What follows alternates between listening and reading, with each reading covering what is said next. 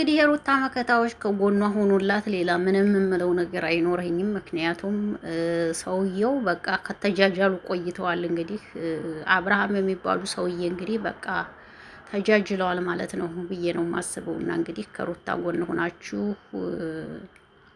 አይዞሽ በሏት። ይሄንን ነው የምለው እኔ ሌላ ምንም ማለት ከጎኗ ሆናችሁ እንግዲህ አይዞሽ በሏት። አብርሽ ነፍስ አውቆ ወደ ራሱ እስከሚመለስ ድረስ ይሄንን ነው የምለው መቼም የሰው ልጅ እኮ በ10 ምናምን አመቱ ራሱ ትልቅ እውቀት አለው። እውነት ለመናገር ትልቅ እውቀት አለው።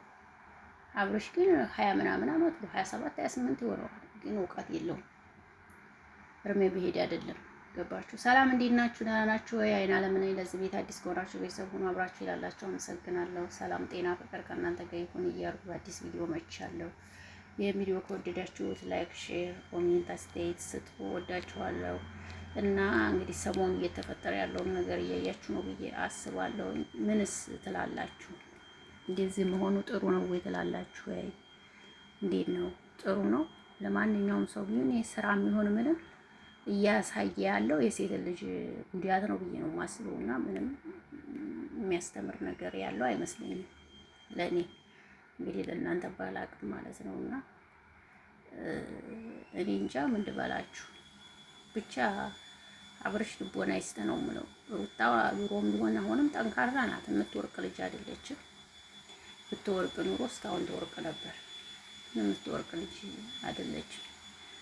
ጎበዝ ናት። በራሷ የምትቋቋም ናት። ብዙ ነገር አሳልፋለች። ከሚባል በላይ አልቅሳለች። ብዙ ነገሮችን አሳልፋለች። እዚህ የደረሰች ናት። ከዚህ በኋላ እርግጠኛ ነኝ ምንም ይጠላታል ብዬ አላስብም።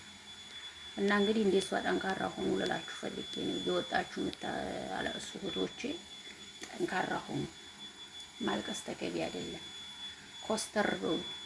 በቃ ራሳችሁን አስከብሩ። ይሄን ነው የምለው። እና እንግዲህ ፈረንጁ ሁሌም ከሩታ ጎን ነው። አሁንም ከሩታ ጎን ነው። ደስ የሚለኝ ነገር በቃ ይሄ ነው። አሁንም ከሷ ጎን ስለሆነ እኔ በጣም ደስ ይለኛል። በቃ እንደዚህ ሁሌም የማይቀየርባችሁ ሰው ሲኖራችሁ በጣም ያስደስታልና አይቀየሩባትም። ምርጥ ናቸው። በዚህ አጋጣሚ አሁንም ከጎኗ ሆኖላት መጨረሻው ምን ይሆን ግን ጋይስ አላውቅም። እኔ መጨረሻው ምን ይሆን አላውቅም። እውነት ገርመኛል አንዳንዴ መጨረሻው። በቃ የአብርሽ መጨረሻ ምንድን ነው እላለሁ አንዳንዴ እውነት ለመናገርና እንግዲህ መጨረሻውን እግዚአብሔር ይወቅለት። ያሳዝናል ብቻ ግን የአብርሽ መጨረሻ እግዚአብሔር ልቦና ይስጠው። ያንን ነው የምለው። ሩታ ጠንካራ ሁኚ፣ በርቺ። እምባሽን ሰው ፊት እንዳታሳይ። ኦኬ፣ ለማንም እምባሽን እንዳታፈሽ ሰው ፊት። ጠንካራ ጎበዝ ነሽ። አሁንም ጎበዝ ነሽ። ወደፊት መሄድ ነው ያለብሽ እላለሁ። እንግዲህ እናንተ እስኪ ምን ትላላችሁ ዶሽዬ? አብርሃም እየሰራ ያለው ስራ እንዴት አያችሁ? ትክክል ነው ወይ የሚለውን እናንተ ሀሳብ ስጡበት። መልካም ሙሉ ማታ እንገናኝ። ባይ ባይ።